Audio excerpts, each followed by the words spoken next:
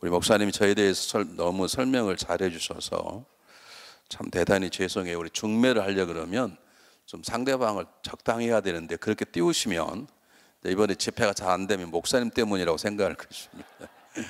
저는 그렇게 큰 자가 아닙니다. 사실 앞에 계시는 강 목사님이 저보다 훨씬 큰 자십니다. 저보다 10년이나 젊으시고 교회 사이즈 뭐 저희 교회가 크지만 사이즈 가지고 하는 건 아니거든요. 그래서 여러분 목사님 잘 섬기시고 이 지역 사회에 하나님의 선한 능력으로 쓰임 받는 교회 지체되었으면 참 좋겠습니다. 제가 여러 가지 고민을 많이 했습니다. 어떤 걸 가지고 말씀을 증가할까 그러다가 목사님이 하필이면 올해 1월 달에 저에게 오셔서 저에게는 매월 1월 둘째 주에 복음에 대해서만 한 주간 말씀을 저녁에 나누는데 제가 들으면서 야, 저게 내가 가서면 안 되는데 그런 생각을 가지고 굉장히 부담을 많이 가졌어요. 그래서 제가 기도하고 준비하는 가운데 조금 여러분들에게 도전이 되는 말씀을 하려고 그럽니다. 여러분에게 좀 잘 하나님께서 인도할 수 있었으면 참 좋겠는데요. 제가 목회하면서 제일 많이 들었던 소리, 가장 잘못된 소리가 뭐냐면 목사님은 성공하셨습니다. 그 소리를 많이 들었습니다. 왜냐하면 50명이 조그만 교회에서 3년 하니까 하나님께서 교회를 하나 짓게 하고 300명이 되게 하고 좀 지나니까 500명이 모이고 그리고 또 다음 두 번째 교회를 지으니까 교회가 성장해서 애들까 2,000명 모이니까 그냥 목사님 성공하셨습니다. 그 말이 나쁜 말은 아닌데 틀린 말입니다. 여러분 성공이라는 단어는 세상적인 언어입니다. 뭐가 성공인가? 2,000명 모이면 성공인가요? 이런 10,000명 모이는 교회도 있는데요. 20만 모이는 교회도 있는데요.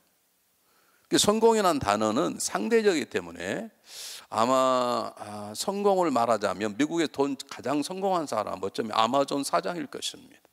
뭐 이혼하면서도 뭐 40조를 뜯을 정도면 어마어마한 부자 아닙니까?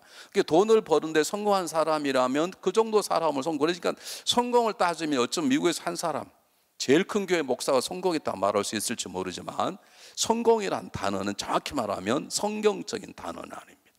그리스도인들이 붙잡아야 할 단어는 아닙니다. 우리가 붙잡아야 할 단어는 뭐냐면 승리라는 단어입니다.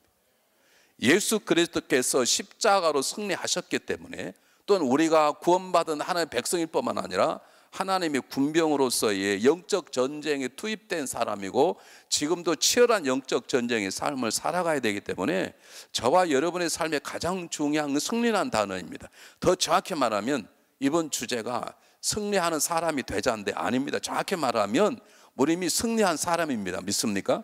이게 승리자로서 살자, 그게 정확한 것인데 제가 쉽게 표현하기 위해서 승리하는 사람이 되자라고 얘기를 했습니다.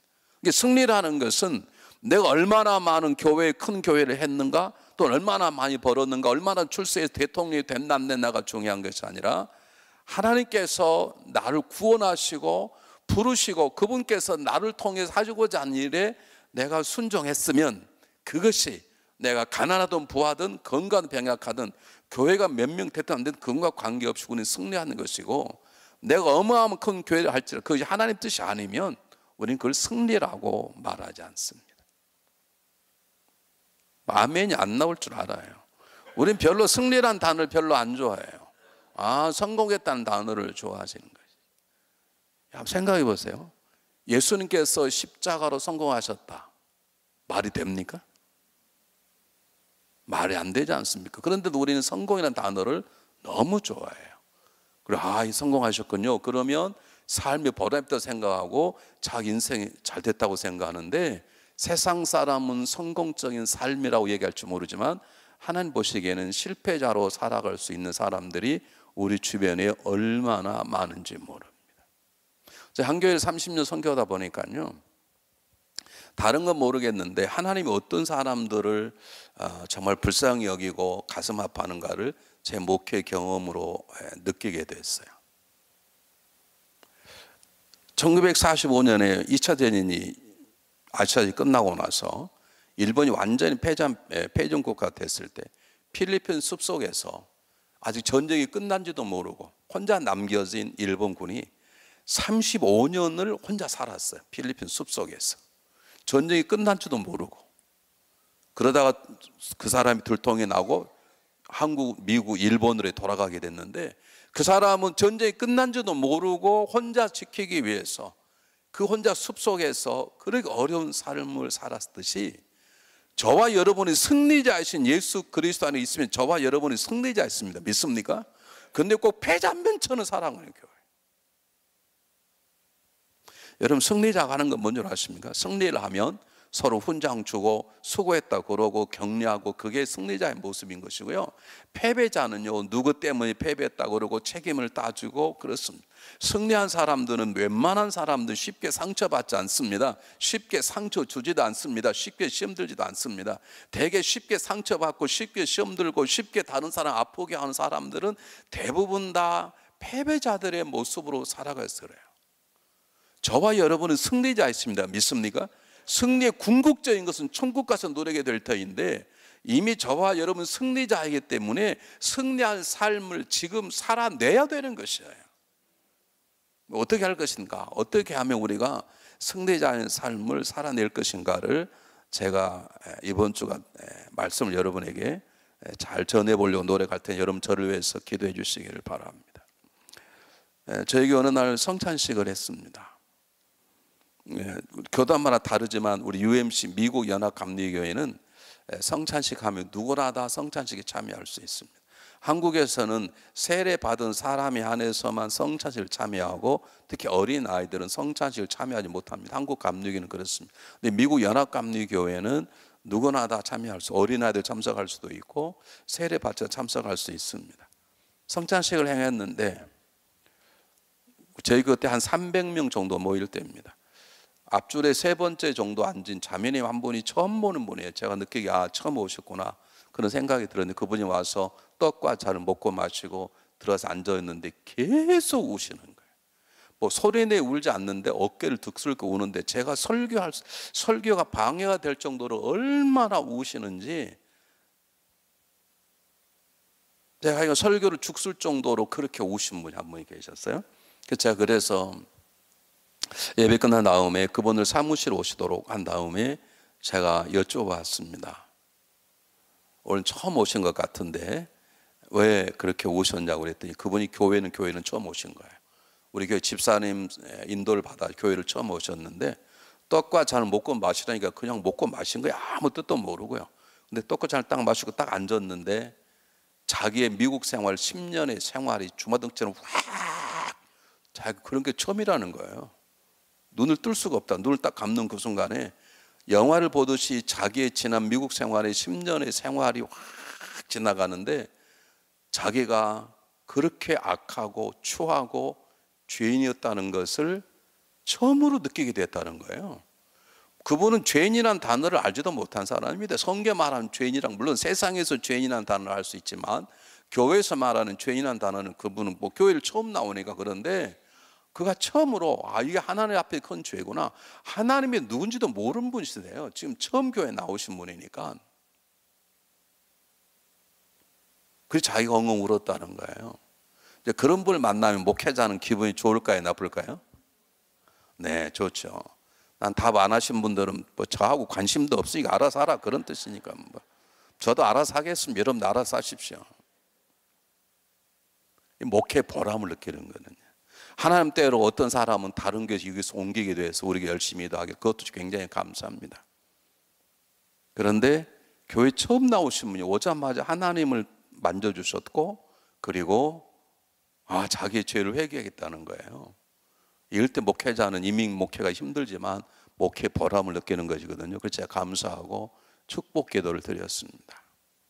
근데 문제는 다음 주일날 안 나온 거예요. 설교가 안 되는 거예요. 그때는 300명이 모이니까 이 교회보다 거의 좀 적죠. 이 교회 사이즈가, 건물이.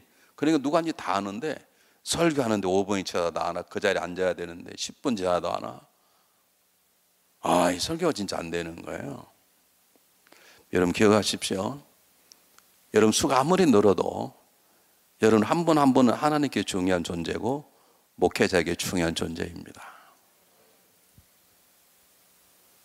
우리 교회 그때 한 350명 모일 때는 한 분 좀 안 오면 어떻습니까? 그런데 설교가 안 돼요. 그리고 은혜 받았다는데 교회 처음 나와서 자기 하나님 앞에 잘 알지도 못한 하나님 앞에 자기가 죄인이라는 걸 느끼고 이렇게 통곡해 보았다고 그러는데 이거 안 나오신 거예요. 그래서 예배를 마치고 월요일 날은 제가 전화를 잘 안 합니다. 그분도 쉬고 저도 쉬어야 되기 때문에. 그래서 화요일 날 신방을 갔습니다. 전도연 분하고. 잘 입을 열지 않아요. 왜 교회를 안 나오셨는지. 또 우린 또 물고 늘어지는 데는 은사가 있거든요. 적당한 협박과 공격과 이렇게 적당해서. 그래서 얘기를 하도록 했는데 그분이 밤에 나가서 일하셨어요. 6살 난 딸하고 3살 난 딸 둘이가 있는데 여러분 잘 아시는 것처럼 미국에서는 14세 이상, 텍사스는 14세 이상 미성년자를 부모가 없는 데 두고 나가면 뺏길 수가 있습니다. 네, 부모는 반드시 미성년자는 돌봐야 돼요. 그러니까 나가면서 전화도 받지 말고 너가 와서 배를 눌러 대답하지 말고 가만히 있어라. 그리고 언니한테 너 동생을 잘 봐라. 그리고 나가서 밤에 일을 하고 죄를 짓고 새벽에 들어오는 거예요. 이분이 세상적으로도 자기의 자합이 그렇게 아름답지 않고 죄란 걸 알기 때문에 그걸 이겨내기 위해서 뉴욕에 있는 무당에게 한 어린애당 500불씩 돈을 1000불을 주고 매 주일마다 주일 저녁에 굿을 드리도록, 다시 말하면 귀신이 더 들어오지 못하도록 또 다른 귀신을 불러서 그 둘 딸을 지키는 굿을 하도록 뉴욕의 큰 무당에게 돈을 500불, 1000불을 주고 굿을 드리는 거예요. 그런데 저희 교회에 와서 성전에 참여하고 하나님 앞에 내가 죄인이구나, 하나님 누군지 모르지만 내가 인생을 잘 못 살았구나, 그렇게 고백하는 마음이 들어서 울고 울다가 들어간 그날 저녁에 새벽 1시쯤 무당이 전화가 왔다는 거예요. 너 오늘 어디 갔다 왔냐? 안 갔다 왔는데요. 너 거짓말하면 너 딸 둘 죽어. 그 말 앞에 제가 교회를 갔다 왔습니다. 또 앞으로 교회 가면 너 딸 죽을 거야. 근데 이분이 너무 궁금해서 어떻게 내가 교회 간 줄 아셨냐고 물어봤더니 무당이 이러더래요. 내가 너희 둘 딸을 구슬하려고 촛불을 켜는데 촛불이 불이 안 붙는다. 불이 안 붙더라. 그래서 이 초가 잘못된다 그러고 다른 사람 불 붙는 초를 가져다가 꽂고 불 붙이면 불이 안 붙더라. 제가 지금 전설의 고향을 얘기하는 게 아닙니다. 누가 손을 대시는 거예요? 여러분은 다른 사람 일에 관심이 없으시군요. 무당이 놀란 거예요. 촛불을 불이 안, 이거 말이 됩니까? 여러분 이해가 되나요? 이 초가 잘못됐다고 다른 초를 꽂으면 안 돼. 근데 이 불이 안 붙는 초를 다른 사람 구단 데 가서 꽂으면 불이 붙는데 그 붙는 불을 끄고 와서 이거 꽂고 불이 안 붙는 거예요. 무당이 딱 안 거예요. 자기가 부른 신보다 더 큰 신이 방향을 안 거예요. 그 신이 성령이 하나님이시라는 걸 그는 모르지만 제가 이 얘기를 하는 이유가 있습니다. 우리가 집사가 되고 권사가 되고 목사가 되는 우리의 역사가 아닙니다. 우리의 노력이 아닙니다. 우리를 찾아서 우리를 만들 수 있으신 하나님의 작품이라는 것입니다. 승리하려면 그것을 인정해야 되는 거예요. 여러분 그분은 기도하지도 않았습니다. 은혜만 받았습니다. 근데 그 은혜 받게 하고 그 자매의 마음을 만드신 분이 저녁에 찾아가서 그 무당의 굿하는 걸 막아주시는 것이지 그게 어떻게 이해가 됩니까? 저는 지금도 이해가 안 되지만 여러분 우리 인생의 삶의 시작이라는 것은 내가 노력이나 인격이 아니라 그분이 찾아오셔서 나를 만져주시고 나를 이끌어주시는 데에서부터 우리의 승리의 삶이 시작되는 것이에요. 저는 오늘 찬양 단역에 참 감동을 받은 목사님, 오케이 머리 짧으신 분이 리더시죠. 최린이라는 분이시죠. 너무 감사해요. 어디 계세요? 어디 계셔요? 네, 얼굴은 좀 못생기셨는데 저기 진짜 찬양을 저렇게 하는 거예요. 네, 절대로 장난 안 하고 그 찬양 리더 하면 생쇼를 하는 사람도 있거든. 근데 정말 담백하게 정말 잘하시네요. 나중에 혹시 하시다가 잘리시면 달라스로 오시면 되겠어요. 저는 절대로 안 자릅니다. 사람은 자기 입으로 막 하려고 그래. 자기 생쇼로 막 성도를 바꾸려고 그래. 안 해요. 찬양 리더가 자기의 자주와 자기의 목소리와 자기의 기술로 성도들 은혜를 줘요? 얼마든지 그럴 수 있습니다. 그러나 하나님께 승리하지 않습니다. 하나님께 맡기는 것입니다. 우리는 담백하게 찬양하면 되는 것입니다. 믿습니까? 우리 신앙생활은 나의 노력과 나의 인격으로 내가 이렇게 기도했으므로가 아니라 그분께서 나를 기독케 하시고 그분께서 나를 이끌어 주시는 그분의 찾아오심을 통해서 우리 승리문이 열리기 시작하는 것입니다. 아브라함이 하나님을 찾지 않았습니다. 아브라함이 기도하지 않았습니다. 아브라함이 선행이 없습니다. 우상 숭배의 아들입니다. 그도 같이 우상을 만들었을 거예요. 그러면 하나님과 정반대된 원수된 사람인데 하나님이 찾아가셨어요.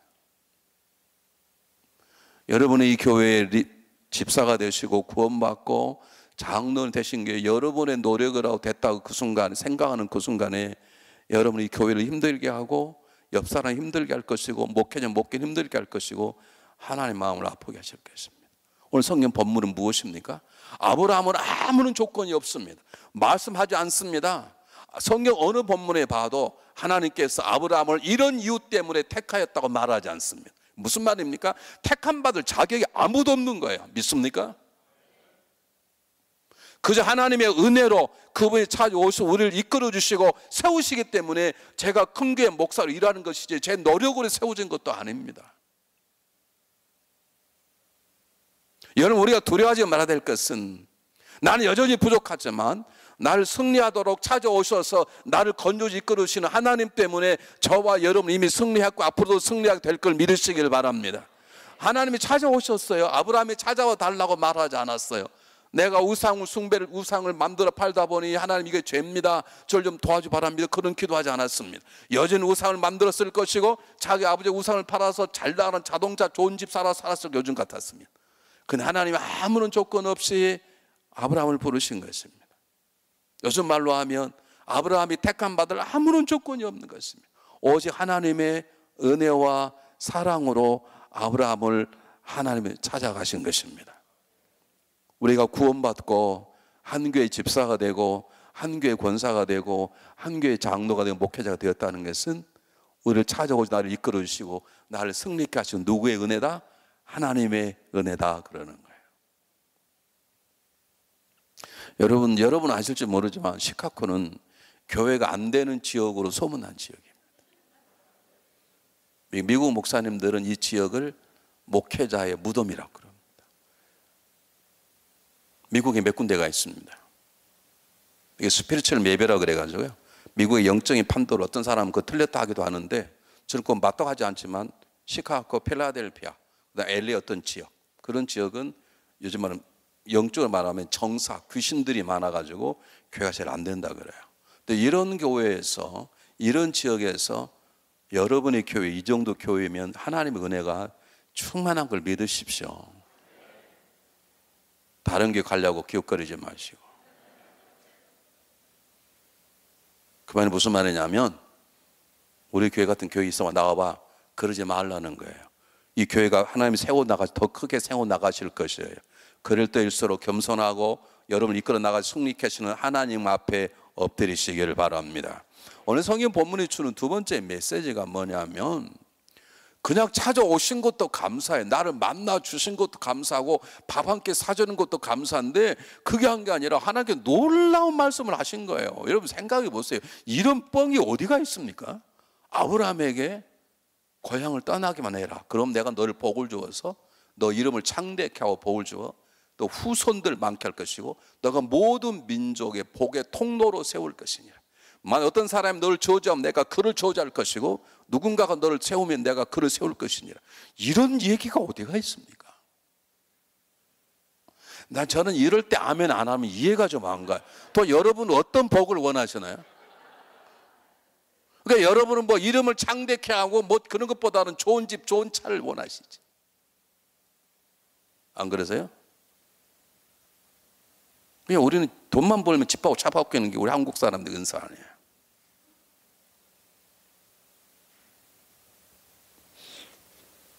여러분 보세요. 여러분은 보통분이 아니세요. 보통분이 아닌 것은 저와 여러분이 보통 존재가 아니에요.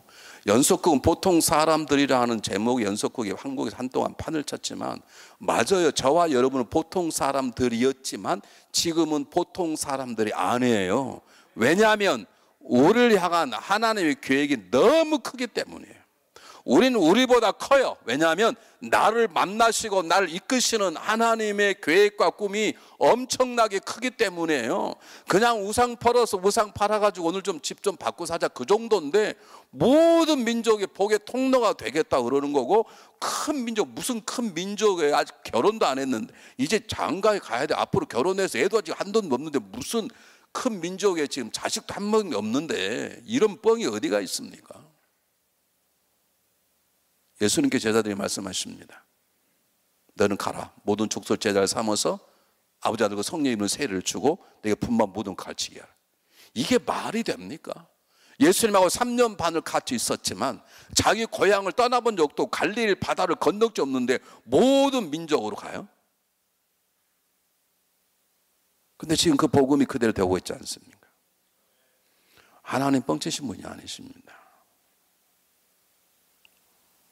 사랑하는 여러분, 하나님은 놀라운 계획을 가지고 계세요. 저와 여러분이 진정으로 구원받은 사람이라면 내가 집사가 됐든 집사가 아니든 내가 권사가 됐든 권사가 아니든 장로가 됐든 장로가 아니든 관계없이 하나님은 저와 여러분 한 분 한 분에게 우리로서는 감당할 수 없는 큰 계획을 가지고 계세요. 여러분은 시카고만을 위한 교회가 아니에요. 여러분은 이 교회는 미국만을 위한 교회가 아니에요. 저 말할 때 아멘 합시다.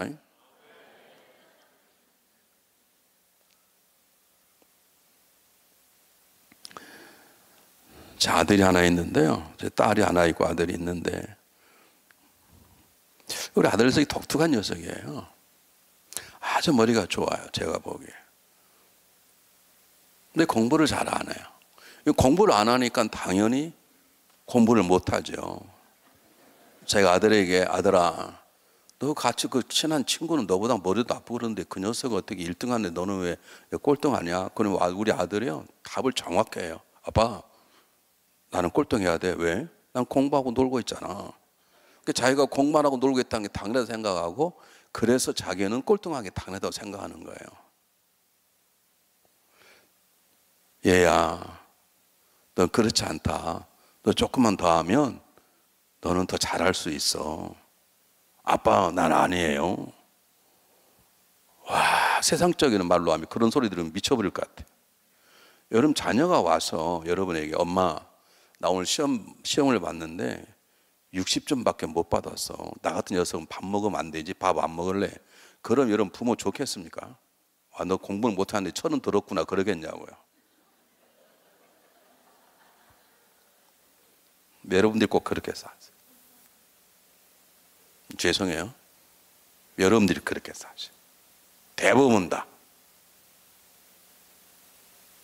나란 존재보다 그분이 나를 택하시고 아브라함에게 놀라운 계획을 주신 것처럼 하나님 우리에게 열방을 맡기셨고 하나님 우리를 시카고를 맡기셨고 내가 제가 옆 가정도 옆 교회도 돕도록 맡기셨고 놀라운 일들을 우리가 하셨는데 우리는 그게 그냥 적당히 살면 되고 나만 장사하면 잘 되면 되는 것이고 그것이 내 인생이 전부인 줄 알아. 그렇게 살아가 버리네.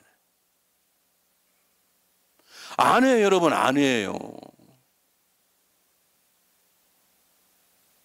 이렇게 아니라 그래도 아멘 안 하니까 여러분이 아주 똑같이 생각하시는 거예요 지금. 생각해 보시라고. 여러분 자녀가 엄마 나 오늘 학교에서 일하다가 선생님한테 혼을 났어. 나 같은 녀석은 밥도 먹지 말아야 되고 나 같은 놈은 집에 안 들어가야 돼. 내가 밖에서 잘게. 그러면 좋습니까 그게? 근데 여러분들 그렇게 생각하신다. 이번에 좀 집사하시면 좋겠습니다. 목사님 저같이 능력 없는 사람이 집사합니까? 알아요 능력 없는 줄. 하나님이 하시겠다는데. 이번에 좀 속장 좀 교우장 좀 하시죠. 목사님 저 같은 사람이 알아요. 안다고. 근데 하나님이 그렇게 쓰시겠다는데. 그걸 받아들이는 게 믿음인 것이고 받아들일 때에 우리 가운데 승리의 역사가 시작되는 것이에요. 아브라함이 우상을 팠던 사람이 죄인 중에 하나님 우상 숭배자를 제일 싫어하지 않습니까? 사람을 우상이 만들면 죄 가운데 죄. 근데 하나님 묻지도 않습니다. 그리고 말합니다. 너 이렇게 되라. 그래 아브라함이 아니 하나님 제가 어떻게 그걸 될까요? 그러지 않았습니다. 사랑하는 여러분, 다시 말씀드립니다. 이거는 우리 하나님의 은혜라고 그러고 하나님의 소망이라고 그러는데 하나님의 사랑이라고 그러는데 우리가 우리보다 큰 존재예요. 여러분 생각할 때 렉비 언약교회가 여러분 생각하는 거 훨씬 큰 교회예요. 왜냐하면 하나님이 이 교회를 이끌어 나가시기 때문에요. 하나님 이 교회에 대한 새로운 소망이 있는 거예요. 내가 소망하는 소망보다 그분이 나를 주신 소망이 훨씬 큰 거고요. 내가 세운 계획보다 그분이 세운 나의 계획이 훨씬 큰 거예요. 그것을 믿음으로 받아들일 때 주님, 하나님 그러겠습니다. 저는 부족한데 저를 그렇게 복의 통로로 세우시겠습니까? 예, 가겠습니다. 그리고 떠나는 게 아브라함이에요.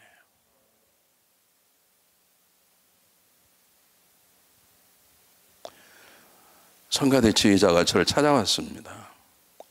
목사님,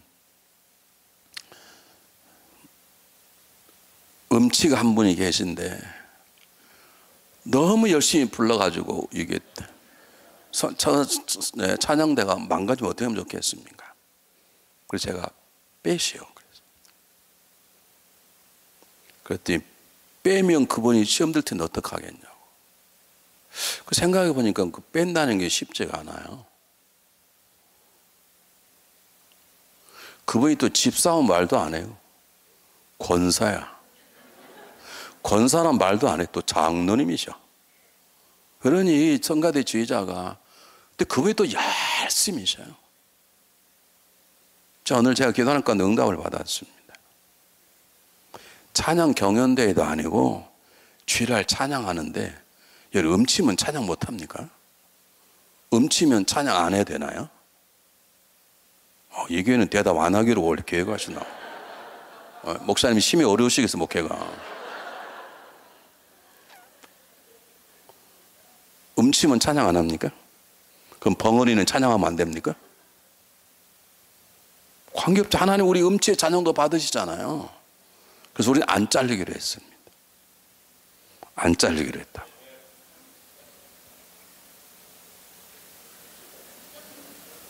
여러분 11조 하셔야 됩니다. 11조 하셔야 돼요. 그러면 11조 안 하면 교회에서 못 들어게 합니까? 11조 안 할수록 더 은혜를 팍팍 받도록 기도하셔야 됩니다. 우리는 11조 한 사람 은혜를 더 받고 11조 안 해서 조금 받고 거꾸로 생각하셔야 돼요. 11조 안 한 사람이 은혜를 그냥 팍팍 줘가지고 그냥 미치도록 11조 하도록 만들어버려요. 그게 하나님의 방법 아닙니까? 하나님이 똑똑한 사람이 왜 그때 없었겠습니까? 하나님 보시기에 놀라운 하나님 계획을 깨닫고 순종할 사람이 왜 없었겠습니까? 아브라함 같은 사람, 우상을 팔았던 사람을 찾아간 이유는 저와 여러분이 다 그런 사람이었어요. 지금 폼 잡고 이렇게 서 있지만 원래 강 목사님은 달라요. 원래 그 집안이 다르잖아요. 우리 예전 어릴 때는요 강다리 목사님 집에 하시면 무서워서 못 갔습니다. 하도 무서워서 하도 세게 하셔가지고. 저는 그런 집안에 태어나지 않았어요. 우리 아버지는 불교 유교 신자세요. 좀 다르죠. 저는 감사한 거예요. 밤 12시에 일어나면 제가 충문을 외웠다니까. 우리 아버님이 제사를 지내면 밥상을 차리고 밑에다가 신문과 밀가루를 깔아요. 그래서 아빠 왜 밀가루를 왜 깔아? 이게 바라는데 조상이 할아버지가 지나면 발자국이 생긴다. 참 이상한 거죠. 분명히 밀가루를 깔았는데 거기 무슨 발자국이 있어요. 저는 모르겠어요 왜 그런지. 그렇게 저는 자라왔어요. 근데 그런 사람이 목사가 됐으니까 이게 하나님의 은혜가 아닙니까? 그때는 아멘을 하시네. 여러분 다시 말씀드립니다. 성리하기를 원하십니까? 그러면 나는 보통 존재가 아니다. 나는 내가 아니다. 나를 향한 하나님의 계획이 있는 것이에요. 여러분 믿으십시오. 옆 사람 보시고.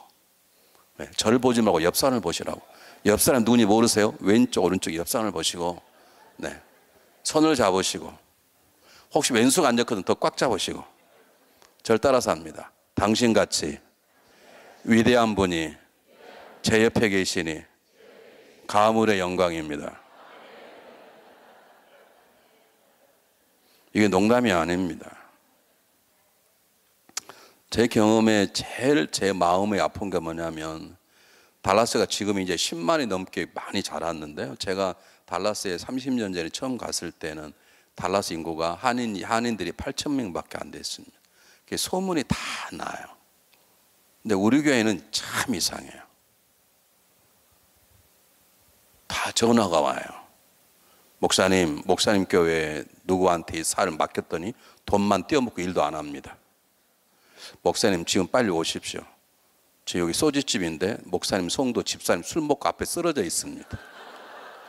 하이가 그럼 제가 청년들 시켜 데려오라 그래요. 다 알아요. 그런데 들어올 때 제가 현관에 딱 서 있어요, 일부러. 그러면 어저께 그렇게 술 처먹고 쓰러져 가지고, 아니 먹으려면 조용히 먹든지 집에 가서 먹든지, 아니 먹는 것까지 또 그런다 그래. 어떻게 술집 앞에 쓰러져 가지고 있어요. 술집 주인 전화 온 거예요. 중앙연합 감독 교인이가 빨리 데려가라고. 근데 제가 그분을 사랑하는 이유는요, 들어올 때 떳떳하게 할렐루야 하고 들어와요. 그게 믿음이에요. 그게 어제는 어제인 거예요. 어제는 어제.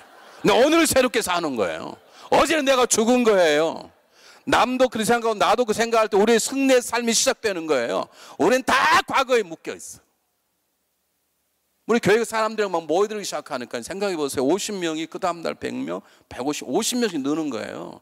두 번째 교회 지었을 때는 100명씩 느는 게 600, 700, 800 계속 느는 거예요. 내가 아멘 안 할 줄 알았어요. 여러분, 다른 게 잘 되는 꼴을 못 봐. 목사님 목회 어려우시겠습니다.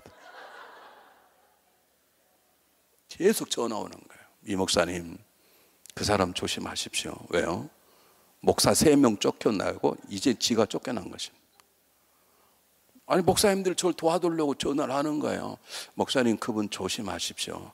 성도들 돈 다 해가지고 도망간 사람, 왕년에 도망간 사람이에요. 제가 기도했습니다. 하나님 저에게 믿음을 주셔서 저들을 다 품고 갈 수 있도록. 하나님이 아브라함을 품으셨는데, 하나님께서 다윗이 불륜하고 불륜 저지른 이해할 수 있어 어떻게 남편까지 죽여버리냐고. 그런데도 하나님은 그를 하나님 마음에 합한 자에 서시는 분이신데,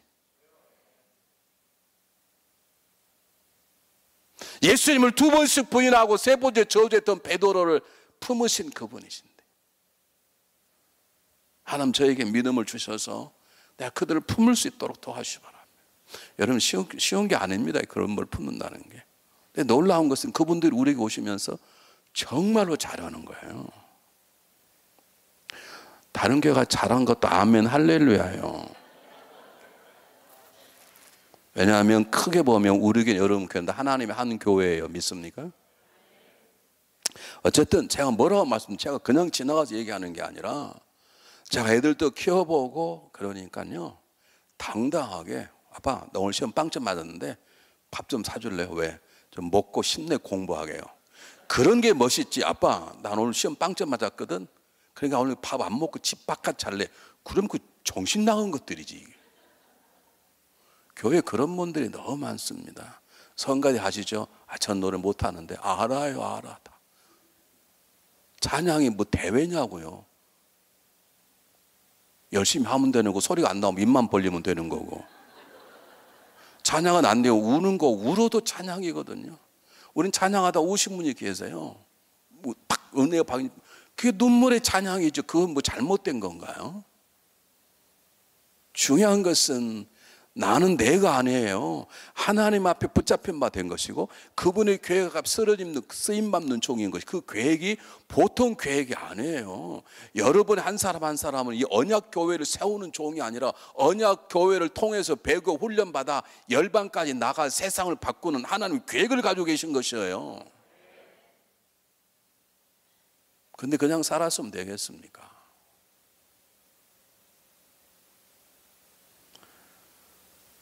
세 번째 중요한 게 뭐냐면, 그러면 내가 정말 하나님 나를 찾아오셔서 내가 하나님 놀라운 계획을 그래도 다는 알지 못하지만, 예를 들면 아브라함이 다 알았겠습니까?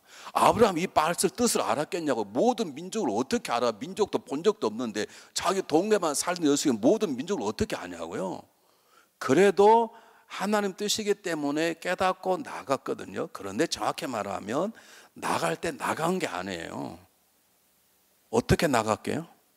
아브라함이 갈 때 우리를 떠나게 된 가장 중요한 이유가 무엇이라고 생각하십니까?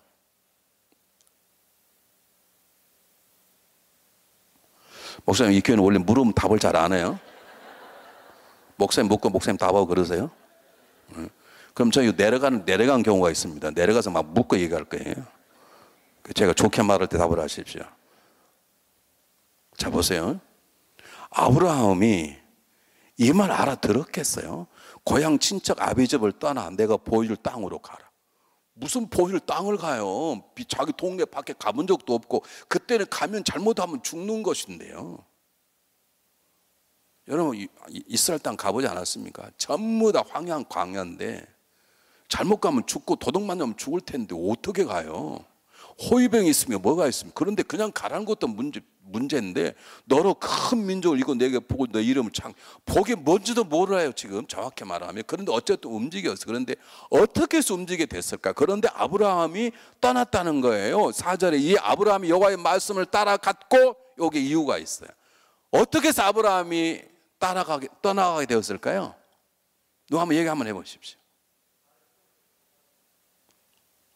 그래, 어떻게 해서 말씀을 따라갔을까요?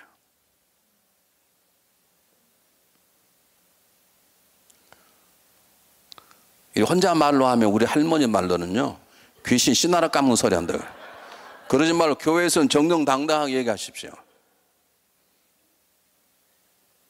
말씀을 따라갔어요. 이걸 다른 말로 바꾸면 뭐는 줄 아세요? 말씀을 따라갔다는 말을 다른 말로 바꾸면, 아브라함이 어떻게 고향을 떠나요? 생각이 여러 가지 떠나겠습니까? 여러분, 오늘 저녁에 기도 은혜 받고 들어갔는데 하나님 감사하면 한순간에 너야 시카고를 떠나 LA를 가라. 그러면 가겠습니까, 여러분? 장사가 잘 되는데. 근데 갔다는 거예요. 그래도 지금 LA 가는 건 쉬워요. 그래도 그 살만하고, 하지만 그때는 거기에 뭐가 있는지도 모르고 황량한 사막이고 가면 죽는 곳인데 어떻게 갔을까요?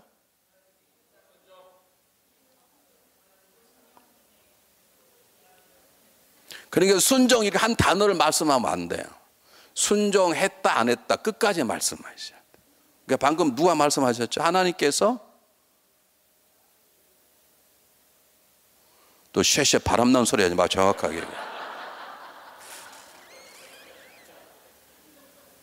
아까 누가 한 번 얘기하셨는데요, 말씀을 따라갔어요. 근데 어떻게 아브라함이 말씀을 따라가요? 아무것도 모르는데 어떻게 말씀을 따라 고향을 떠났을까요?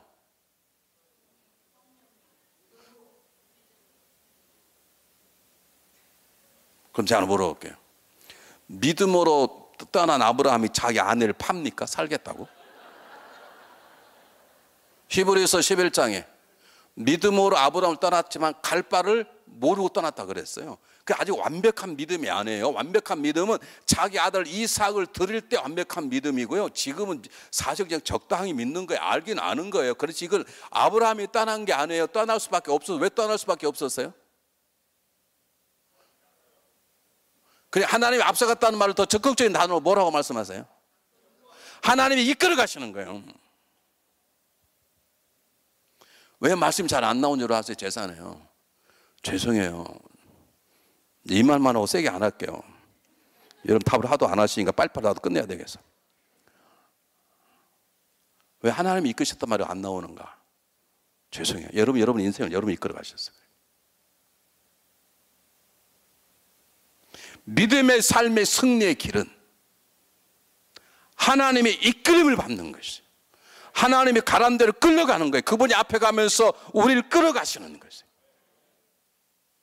나는 내일 일을 모른다는 고백 앞에 나는 그분이 가는 길밖에 갈 수 없다는 믿음을 가지고 가는 거예요. 아브라함이 갈 수 없어요. 하나님이 이끌어 가시는 거예요. 이 교회가 하나님 이끄시는 교회가 되기를 바랍니다. 여러분의 가정과 여러분의 심령이 하나님 이끄시는 가정과 심령들이 되시기를 바랍니다. 어떻게 하면 승리할 수 있느냐? 하나님의 이끄심을 받아야 돼요. 그러면 여러분 한번 생각해 보세요. 지금 하나님이 내 이 삶을 이끌어가고 있는 걸 여러분 확신하는가? 아, 하나님 내 인생을 이끌어가고 있다. 여러분 자녀가 여러분이 먹이고 입혀 잘 되는 게 아니에요. 여러분 자녀가 하나님 이끌림을 받아야 잘 되는 거예요. 그러면 한번 생각해 보세요. 여러분 자녀가 지금 하나님 이끌림을 받고 있는가? 벌써 여러분 언어가 달라져야 돼요. 너 그러면 엄마 아빠 기분 나빠? 아직 멀었네. 너 그렇게 하면 하나님이 아파하신다. 너 지금 하나님 너 이끄시는 거야. 하나님 너에게 그렇게 말씀하는 것하고 내가 너 그렇게 말했지 않냐? 너 엄마 아빠 그렇게 무시할 거야? 이게 아주 수준이 다른 것이네. 하나님이 이끌어 주셔야 내 자녀가 잘 되는 거예요. 믿습니까? 여러분 마음대로 자녀 되던가요? 안 돼요. 하나님 내 자녀를 이끌어 주셔야 되는 거예요. 우리 집사람이 애들가 다 컸어요. 애들이요. 큰 딸이 32, 작은 아들이 30. 그래서 큰 딸은 LA에 살고 작은 딸은 오스틴에 살고, 작은 아들 오스틴에 살고. 우리 집사람 전화 많으면 너 교회 갔다 왔냐? 항상 우리 집사님 그걸 물어요. 처음엔 저도 듣기 싫어 죽겠더라고요. 뭐 저런 말만 하냐 이렇게. 근데 정말 그 말 부모가 할 수 있는 거 그것밖에 없죠. 얘야 교회 가서 하나님 인도를 받아라 그 말이죠. 여러분이 왜 떠나되었는가가 잘 답이 안 나오신 것은 죄송해요. 알고도 말 안 하시면 계시지만 내 인생을 내가 이끌어 가려고 그래요. 여러분 남편을 여러분 못 이끄세요. 여러분 아내를 여러분 못 이끄세요. 왜 여러분 가정을 여러분이 이끄시려고 그러시냐고. 그러면 반드시 누구 하나는 피눈물 나는 삶을 살게 돼 있어요. 여러분 가정을 왜 남편이 이끌어 가려고 그러냐고요. 하나님 이끌어 가셔야 되지. 여러분 가정을 왜 아내가 이끌려고 그러시냐고요. 하나님 이끄는 가정이 되려고 하셔야 되는 것이지. 믿습니까? 식당에서 밥을 먹는데 옆에서 다른 교회 자매님들이 저기를 한 거예요. 개. 그러면서 야, 넌 아직도 네 남편 휘어 못 잡았어? 남편을 휘어 잡아서 뭐 하게요? 예? 남편이 닭이 확 잡아 죽이게?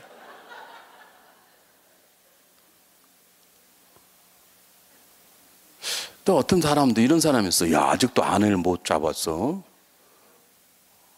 우리 아내는 우리 집에 종 같아. 여러분 자기 아내가 종이면 지도 종놈이네. 여러분 가정을 여러분이 이끌려 하지 마세요. 우리는 그것 때문에 불편해. 아직도 내 남편이 내를 다스리고 내 아내가 나보다 영향이 세다는 것 때문에 괴로운데요. 절대 그러지 마시고요. 제가 한교회 30년 동안 있으니까 다 알아요. 저 집은 남편이 아무리 움직여도 아내가 안 하면 안 움직이는 데가 있고요. 아내가 아무리 움직여도 남편이 안 하면 안 하는 데가 있어요. 이건 망하려면 뭔 짓을 못해요. 망하려면 뭔 짓을 못하냐고. 여러분의 가정이 두 사람 가운데 한 사람이 인도하면 안 됩니다. 여러분 가정 누가 인도하셔야 돼요? 하나님이. 우리는 하나님 이끄심에 순종할 때 잘하는 거예요. 오늘 성가대 찬양을 잘하는 지휘자가 누구세요? 지휘자 손 한번 들어보세요. 잘하셨는데 한번 물어볼게요. 찬양 성가대 가운데 잘한 사람 솔로가 절 좀 이렇게 저를 보세요. 왜 그걸 수줍하셔요? 찬양을 정말 미국에서 최고 잘하는 성악가가 있어요. 근데 지 마음대로 해버리면 좋아요, 안 좋아요? 돼요, 안 돼요, 성가대가? 안 돼요. 죽여줘야지. 아무리 노래를 잘해도 찬양단은 지휘자에 따라서 해야 되는 것이지. 우리 교회가 처음 성장할 때요, 아주 잘하는 사람 한 사람이 있었어요. 그리고 지휘자가 너무 괴로운 거예요. 그때는 살살 합시다 그러면요, 아닙니다. 그때는 세게 합니다. 이러니 이게 안 되는 거야, 이게. 근데 지휘자 한 말도 못해. 그분이 워낙 노래를 잘한 대성악가인데 뭐.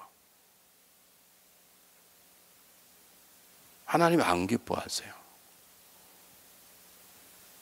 여러분 성가대는 지휘자의 리더에 따라 순종할 때 아름다운 소리가 나온 것처럼 우리 가정은 능력인 남편, 능력인 아내에 따라서 움직이는 것이 아니라 우리 가정의 주인이 이끌어 가실 때, 주인 하나님 이끌어 가실 때 그 가정은 정말 복된 가정이 되고 그 안에 남편도 행복하고 아내도 행복하는 거예요. 요즘 한국의 문제가 뭐냐면 두 사람 가운데 한 사람 이혼하는 것인데 그것도 좋은데 요즘 실버 이혼, 60살 되면 이혼하는 거예요. 애들과 딱 결혼만 하고 나면 그 다음부터 이혼을 그동안 딱 참고 있다가 하나님이 주인이 아니시니까. 남편이 피 흘리고 살든지 아내가 피 흘리고 살든지 그러다가 딱 이제 애들 다 출가하면 딱 이혼해버려요. 이 교회는 하나님 이끌어 가신 교회가 되길 바랍니다. 여러분의 가정에 하나님 이끄시는 가정 되시길 바랍니다. 한번 보시기 바랍니다. 성경 보게, 제 얘기 아니에요. 15장, 창세기 15장 한번 보겠습니다. 7절. 똑같이 읽어보겠습니다. 창세기 15장 7절. 똑같이 읽어보겠습니다. 창세기 15장 7절. 똑같이 읽습니다. 시작. 또 그에게 이르시되 난 이 땅을 내게 주어 소유를 삼게 하려고 너를 갈대아 우르에서 이끌어낸 여호와니라. 너를 갈대아 우르에서 이끌어낸 여호와니라 이렇게 말씀하셨어요. 너가 내 말을 듣고 잘 나왔다가 아니라 내가 너를 갈대아 우르에서 이끌어냈다라고 말하는 거예요. 성경 보실까요? 신약성에 넘어가겠습니다. 요한복음 6장. 여러분 잘 아는 본문이죠. 요한복음 6장 44절 말씀.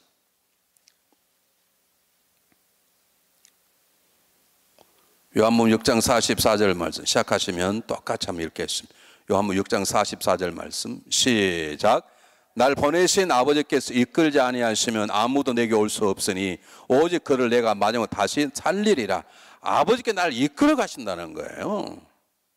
놀라운 얘기예요. 하나 더 볼까요? 요한복음 10장.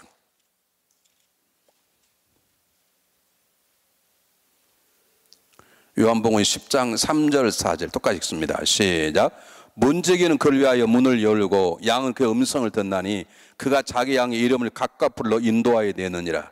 자기 양을 다 내온 후에 앞서가면 양들이 음성을 듣고 아는 거로 따라오되 목자는 양들을 이끌어 갑니다.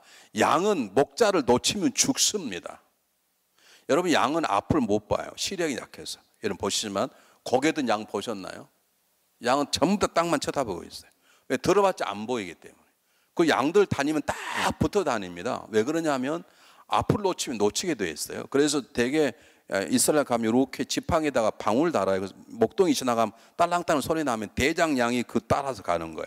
그럼 뒤에 있는 양들은 목숨 걸고 따라와요. 왜냐하면 그걸 놓치면 죽기 때문에. 우리가 아직도 우리 마음대로 살아가는 이유는 내가 살 수 있다는 잘못된 생각 때문에, 내가 노력하면 된다는 것 때문에 그래. 그렇지 않아요. 하나님 이끄시 않은 삶은 마지막은 실패고 그 마지막은 지옥이에요, 여러분. 호주에서 어릴 때부터 아버지에게 날마다 주워 터주고 자는 아들이 있었어요. 그래서 이 아들이 마음속에 결심을 했습니다. 난 앞으로 자라면 내 자녀는 절대 구타하지 않을 것이고 나는 돈을 잘 벌어서 정말 애들을 호강시켜줘야 되겠다. 내가 이렇게 더 주워 터지는 것은 우리 아버지가 가난하니까 그 가난의 상처로 나를 저렇게 못되게 하는 건데, 돈도 없는데 이놈 새끼가 태어나가지고 힘들다고 우리 막 주워 패는 거예요. 지가 나놓고. 그러니까 이 어린 아이가 어릴 때부터 결심을 했어요. 나는 부자가 되리라. 그리고 내 자녀만큼 정말 잘 키우겠다. 그런 소원대로 어마어마한 부자가 됐습니다. 호주에서 있던 일입니다. 자동차를 샀습니다.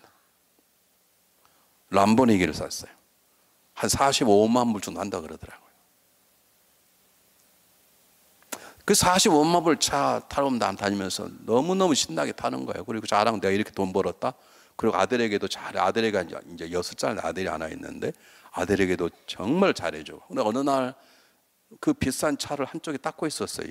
이 사장이. 근데 누가 이상하게 뭐 쇠를 긁는 소리가 나서 가만 보니까 세상에 자기가 차를 닦고 있는 반대편 그 문에다가 이 45만 불짜리 차에다가 아들이 못으로요 글자를 파고 있는 거예요. 뚜껑이 확 열려버려요. 망치를 갖고 하자마자 자기 아들 손을 쳐버려요. 손이 완전히 바사져 가지고요 이 손을 쓸 수 없는 불구자가 돼버렸어요. 아들이 자기 아버지만 보면 아빠 잘못했어요. 난 아빠를 사랑해서 I love daddy라 쓰려고 I love daddy DA까지 쓰고 못 쓴 거예요. 손을 맞아가지고요. 손을 못 쓰게 돼버린 거예요. 그걸 보고 그 사람은 스스로 권총으로 자살했습니다.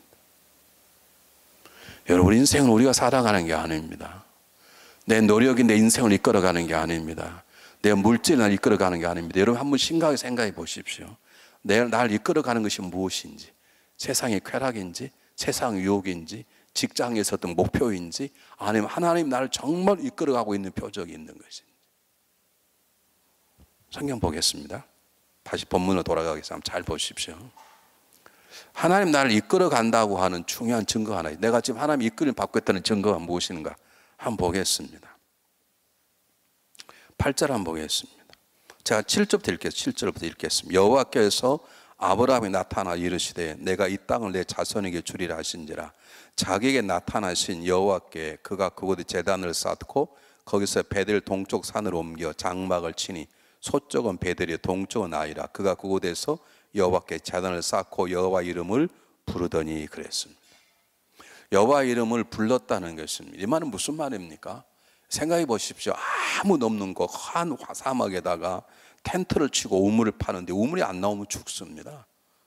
기도할 수밖에 없죠. 요즘 기계라 있지만 그때는 기계가 무슨 기계가 있겠습니까? 그러니 아브라함은 아주 완벽한 믿음도 아니에요. 하나님의 말씀 계획을 완전히 깨닫는 것도 아니에요. 그냥 하나님 이끌림 받아서 갔어요. 예수님 제자들에게 나를 따라오더라. 내가 너를 사람 어부가 되게 하겠다. 그 어부들이 사람 어부가 된다는 말이 무슨 말인지 모르니까 그냥 따라간 거예요. 왜 따라가요? 예수님이 그를 이끌어 가신 거예요. 믿습니까? 그 내가 이끌림 받고 있다는 증거가 뭐냐면 하나님 이름을 부르는 거예요. 기도하게 되는 거예요. 영적인 갈등이 있는 거예요. 예배를 안 드리면 안 되게 되는 거예요. 오늘 예배 안 나오신 분들은요, 못 나오신 분이 계세요. 그러면 할 수 없고, 그럼 안 나오신 분들은 영적인 갈급함이 없다고 제가 그러더라고 전하십시오.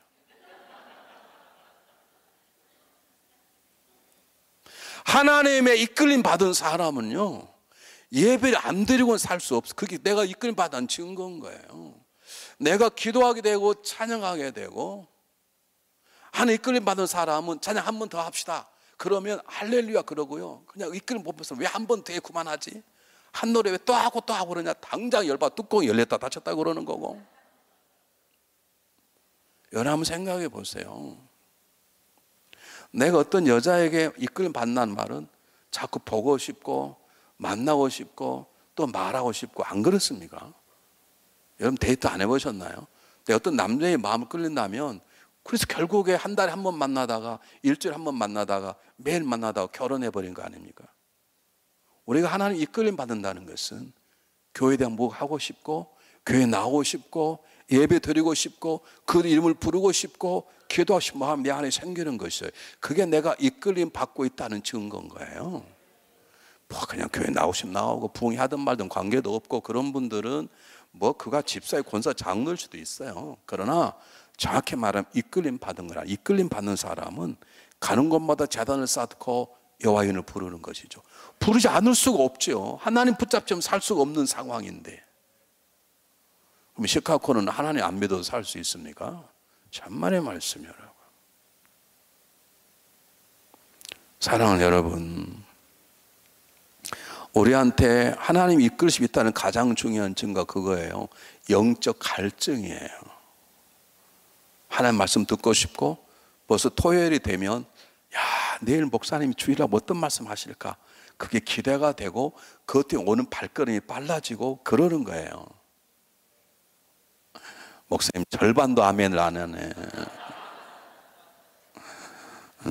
시카고가 그래서 어렵다고 그래요. 우리 교회 같으면 아멘 그러는데요, 여기 대표로 몇 명만 아멘해요. 여러분 죄송해요. 내 교회에 이름을 등록했다는 것이 천국에 등록했다는 것하고는 다를 수 있어요.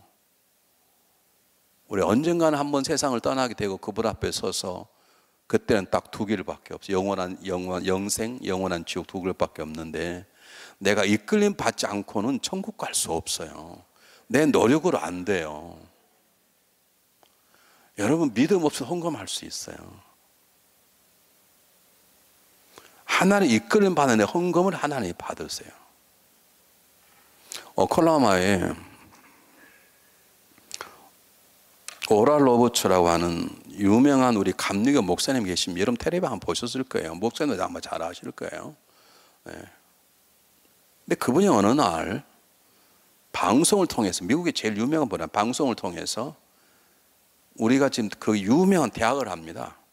그 대학 가운데 의과대학이 잘 안 되는 거예요. 의과대학의 돈이 지금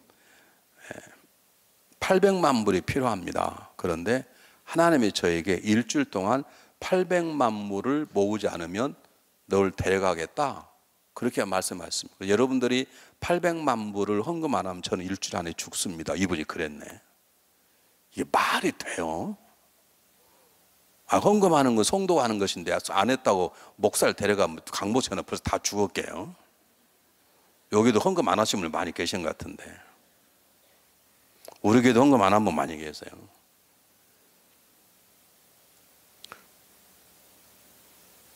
그 다음날 어제 150만 불이 들어왔습니다. 아직도 650만 불이 안 나옵니다. 650만 들어오면 저는 이번 주 토요일 하나님 저 생명을 데려갈 것입니다. 이게 말도. 그래서 우리 감리교회에서요, 그분을 제명시키고, 원래 감리교 UMC 멤버예요. 근데 감리교 총회에서 그분을 제명시켜 버렸어요. 감리교 목사에 축출시켰어요. 그 말도 안 되는 거거든요. 차라리 그냥 헌금해 달라 그러지. 마지막 금요일 날입니다. 450만 불, 아니 650만 불이 들어왔습니다. 이제 150만 불이 내일까지 들어오지 않으면 저는 하나님 저 생명을 데려갈 것입니다.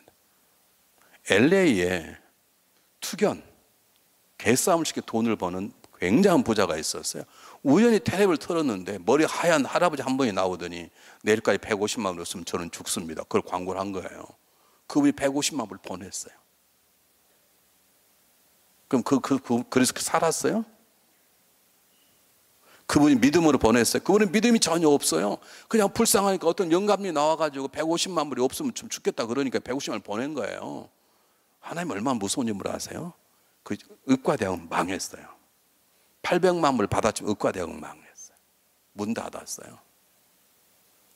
여러분, 헌금하는 것도 찬양하는 것도 모든 것도 하나님 이끌심을 받아야 되는 거예요. 하나님 이끄심 받지 않으면 안 되는 거예요. 그 이끄심 받는 증거가 뭔가 영적인 갈증이 있는 거예요. 기도하고 싶은 마음이 있는 거예요. 말씀을 듣고 싶은 마음이 있는 거예요. 밤낮 불러 찬양을 불러도 아쉬운 거예요. 우리 교회가 제가 이 교회가 성장할 가능성이 있다 하는 딱 느낌이 한 번 있었어요. 우리 교회가 한 500명 정도 모일 때인데요, 외부에서 강사님 한 분이 오셨어요. 제가 그분이 저에게 물었습니다. 목사님, 설교를 몇 분 하면 됩니까? 그래서 성령 인도하신 대로 하십시오. 8시에 설교 시작했는데 새벽 2시까지. 그것도 연속 3일. 근데 우리 교인들이 가만히 안 움직여요. 할렐루야. 이 교회는 내가 하는 게 아니라 하나님이 하시는 거예요. 여러분, 새벽 2시까지요. 8시 생각해 보세요. 8시부터 새벽 2시까지 가만.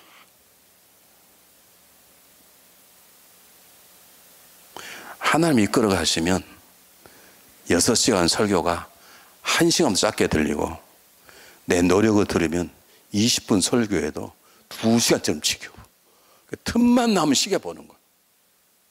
근데 어떤 교회 가니까 딸랑딸랑 하신 분이 계시. 빨리빨리 끝내라고 딸랑딸랑. 키 들고 딸랑딸랑. 어떤 교회는 뒤에 왔다 갔다 해. 빨리 끝내라고. 별교회 다 했습니다. 나 여러분 묻습니다. 여러분, 하나님 이끌림받아 이곳에 왔습니까? 아니면 체면 때문에 왔습니까? 안 왔다면 강무서 혼날까 봐 오셨습니까? 안 오면 내일 또 전화 받을까 봐 픽업 왔었습니까? 하나님이 이끌림 받는 여러분 되시기를 바랍니다. 내 안에 기도하고 싶은 마음, 내 안에 뜨거운 열정 마음, 성경을 안 보면 안 되고 싶은 뜨거운 마음들이, 그게 내가 하나님 이끌림 받는다는 증거 중에 증거인 것이 믿습니까? 그 더 중요한 증거가 있습니다. 내가 하나님 이끌림 받은 증거는 뭐냐 하면, 나를 다시 세우시는 그분입니다. 아브라함이 가다가 어려우니까 애굽으로 내려가 버렸어요. 그리고 가서 보니까 아직 아무 일을 벌이지 않았어. 미리 겁을 먹고 자기 부인이 예뻤나 봐요. 그러니까 이러다가는 잘못하면 나 죽겠다 생각이 드니까 아직도 아직 아무 액션도 안 취했는데 그 사람에게 자기 누이라 속이고 그냥 준 거예요. 가져라고. 하나님이 이걸 건져내십니다. 한 번이 아닙니다. 25년 후에 두 번째 또 그럽니다. 주님께서, 하나님께서 또 그러냐? 그러지 않았습니다. 다시 일어나게 합니다. 기억하십시오. 우리가 승리케 하려고 그러면 너무 다시 일어나는 것입니다. 그 다시 일어나기 전에 하나님을 경험하는 것입니다. 하나님 나에게 일어나라 그러는구나. 하나님 나를 다시 한번 신앙생활 새롭게 하라고 그러는구나 라고 오늘 장로님 기도처럼 정말 나는 죽고 다시 일어나야 되겠다, 그 마음을 갖는다는 것은 하나님이 나를 이끌어 가시는 귀중한 증거인 것입니다. 그런지 우리는 날마다 죽어야 되는 거죠. 오늘 내가 새롭게 주셨는데 하루를 이렇게 어제처럼 살아서는 안 되겠다. 그런 마음을 가져야 되는 것입니다. 한 번 넘으면 다시 일어나는 것입니다. 성경을 보십시오. 제가 아까 다윗을 얘기를 했는데, 우리 교회 때문에 다윗이 좀 괴로울 거예요. 저는 다윗을 얘기를 자주 하는데요. 다윗같이 나쁜 사람이 어디가 있습니까? 자기 옆에 부인이 없습니까? 뭐가 없습니까? 근데 밧세바한테 화가닥 넘어가 버렸네. 밧세바도 그렇지, 목숨 걸고 지켜야 되지. 차라리 왕이 저를 죽이시면 그래야 되지. 왕이 오라고 헐떡 또 가요. 오케이, 너무 좋다 그래봐요. 어떻게 또 왕을, 그 남편을 데려다가 또 이렇게 슬쩍 거짓말을 만들어요. 오케이, 거기까지 좋아요. 그랬다 그래봐요. 안 되니까 가도 죽여요. 그 전쟁터에서 자기의 최선봉장을. 이건 사람도 아니에요. 하나님 아브라함 다스리는 걸, 다윗 다스리는 걸 보세요. 낮은 선대장을 통해서 직접 되지 않고 돌려서 말하게 합니다. 그거 깨닫게 만듭니다. 그리고 다윗이 죄된 자리에서 회개케 만듭니다. 열왕기상 1장에 보면 다윗이 늙어가니까 부하들이 그를 건강히 하려고 수냄 여자 가운데 성경이 심히 아름답다는 것은 그것밖에 없어요. 심히 아름다워, 클레오파트라처럼 아름다웠던 것 같아요. 그 여자를 수충들도록 집어넣었어요. 그런데 성경은 다윗이 그녀와 동침하지 않더라. 이게 하나님의 이끄심인 거예요. 여러분이 죄 짓고 회개하고 또 회개하면 죄송해요. 여러분 이끄신 게 아니에요. 그것은 그럴 수 없어. 회개란 말은 그런 게 아니에요. 여러분이 입으로 고백하는 회개란 말은 삶의 방향을 바꾸는 것인데, 지금 하나님은 아브라함이 넘어지자마자 계속 세워주시는 거예요. 그리고 결국에는 그가 이삭을 통해서 하나님께 드려지는 믿음의 조상의 자리에 서는 거예요. 누가요? 그렇게 하도록 하나님이 이끌어 가시는 거예요. 그래서 신앙인들은 자살할 수 없는 것이에요. 최진실이에요. 여러분, 영화배우, 기독교인이에요. 얼마 전에 죽었던 롯데 부사장 투신자살이 그 다 기독교인이에요. 장로예요.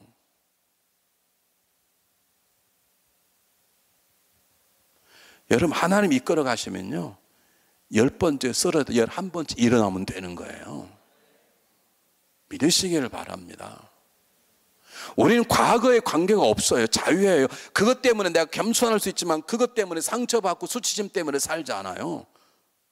내가 하나님의 승리케 하신 손길을 경험하고 있다는 증거는 뭐냐면, 나는 다시 일어나는 거예요. 날마다 일어나시길 바랍니다. 다시 새로워지시길 바랍니다. 그게 내가 승리케 하시는 하나님의 인도를 받고 있다는 가장 중요한 증거인 것이에요.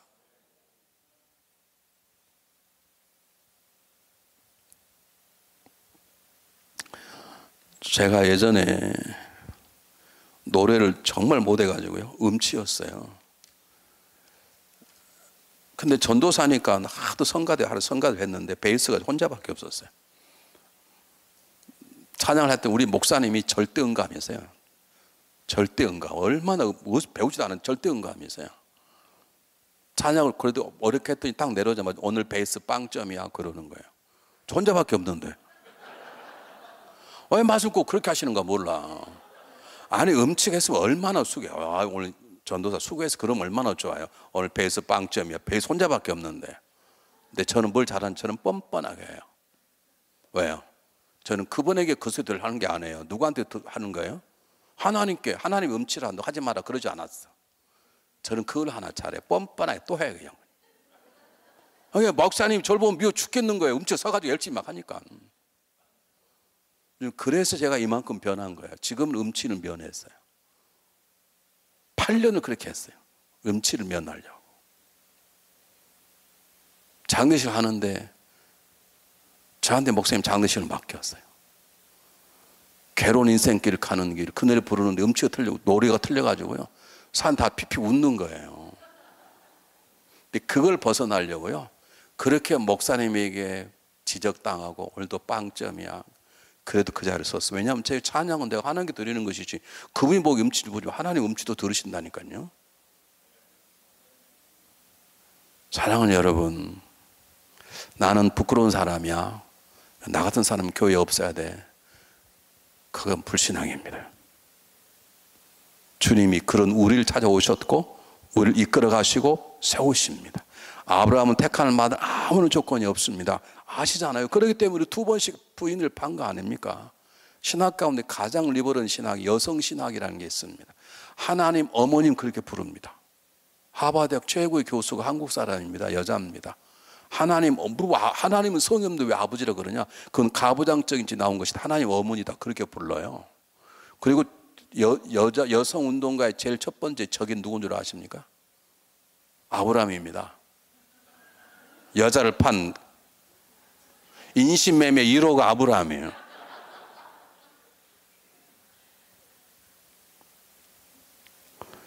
사랑하는 여러분, 이 교회는 굉장히 귀한 교회입니다. 믿습니까? 왜냐하면 여러분 한 분이 한 분이 귀하기 때문입니다. 믿습니까? 여러분 한 분 한 분이 귀한 것은 하나님이 여러분을 통해서 놀라운 일을 계획하고 계시고 여러분을 통해 그 일을 이루실 것입니다. 요약하자 하면 성경은 하나님의 이야기입니다. 히스토리는 그의 이야기입니다. 그런데 성경은 하나님보다 사람의 얘기가 많습니다. 왜 그렇습니까? 하나님은 사람을 통해서 여러분을 통해 일하시기 때문입니다. 그냥 살아서는 안 됩니다. 다시 일어나고 여러분 이렇게 세우시는 그물손을 잡으시고 하나님이 이끌지 받으시는 저와 여러분이 되어야 될 줄 믿습니다.